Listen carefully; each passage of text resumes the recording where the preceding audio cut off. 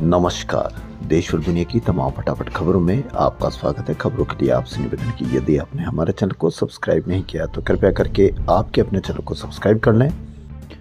आप सब्सक्राइब करते हैं तो हमें मदद होती है सही और सच्ची खबरें आप तक पहुंचाने की, वरना मीडिया में किस तरह की खबरें आपको दिखाई जाती है यह आप भली भांति जानते हैं। मीडिया में दिखाया जाता है कि आपके खून में उबाल हो, आपके मन में सवाल नहीं हो, तो वही खबरें आपको दिखाई जाएगी। क्या आपने मणिपुर की खबर कहीं देखी कि मणिपुर में सरकार बनने के अगले ही दिन हिंसा, डिप्टी सीएम को धमकी, आज बंद। जी हाँ, मणिपुर में नई सरकार बनने के अभी 24 घंटे ही बीते थे कि गुरुवार रात चुराचांदपुरा में हिंसा भड़क गई। तुईबोंग इलाके में बुलाए गए बंद के दौरान हिंसक विरोध प्रदर्शन हुए। प्रदर्शनकारियों ने टायर और लकड़ियां चलाई, सड़कें जाम की और सुरक्षा बलों पर पत्थरबाजी की। इससे पुलिस वाहन भी क्षतिग्रस्त हो गए। पुलिस सुरक्षा बलों ने स्थिति नियंत्रण करने के लिए अतिरिक्त फोर्स लगाई, लेकिन प्रदर्शनकारियों के आक्रोश के चलते सुरक्षा बल भी खुद को बचाते हुए दिखे।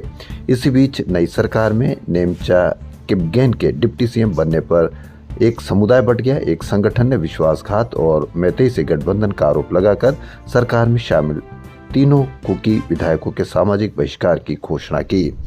पहली बार ऐसा होता है कि दोनों समाजों का जबरदस्त तरीके से नाम डाल करके, उनकी जाति बता करके, उनका धर्म बता करके, उनका ग्रुप बताकर इस तरह की खबरें आपको पेश की जा रही है, ताकि आप देखते रहें, या वो भी जहां देखते हैं मणिपुर में भी इस तरह से आप कमेंट करके अवश्य बताएं। देश का पहला बिना बैरियर का टोल बूथ गुजरात के सूरत में शुरू किया गया। NH 48 पर 84 टोल नाका पर बने इस मानव रहित बूथ से वाहन बिना रुके निकल सकेंगे और फास्टैग के जरिए टोल शुल्क कट जाएगा। NHAI के अनुसार 15 करोड़ की लागत से विशेष स्टील गेंटी पर GPS से लैस 36 हाई रेजोल्यूशन कैमरे लगाए गए हैं।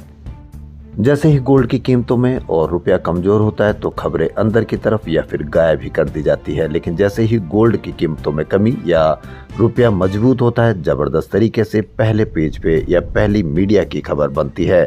लेकिन जैसे ही आज 5,000 रुपये सस्ता हुआ तो फ्रंट पेज पे, लेकिन यही 5,000 महंगा हुआ था तो कहीं पर भी कोई खबर नहीं।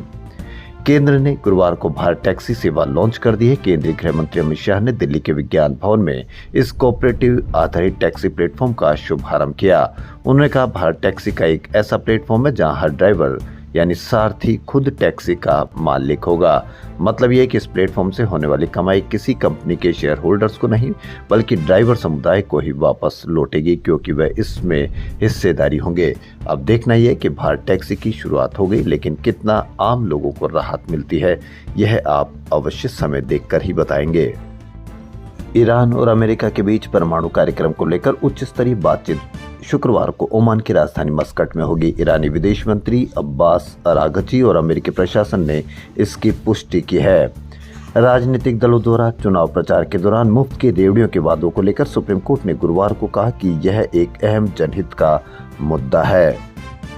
केंद्र सरकार ने बताया कि 2025 में अमेरिका से 3800 से अधिक भारतीय नागरिकों को डिपोर्ट किया गया। विदेश राज्य मंत्री कीर्तिवर्धन सिंह ने राज्यसभा में कहा कि अमेरिका के साथ समन्वय में डिपोर्टेशन की प्रक्रिया होती है और भारतीय नागरिकों के साथ मानवीय व्यवहार सुनिश्चित करने को लेकर अमेरिकी अधिकारियों से चिंता भी जताई गई है, खासकर महिलाओं और बच्चों पर हथकड़ी लगाए जाने के मामलों को लेकर।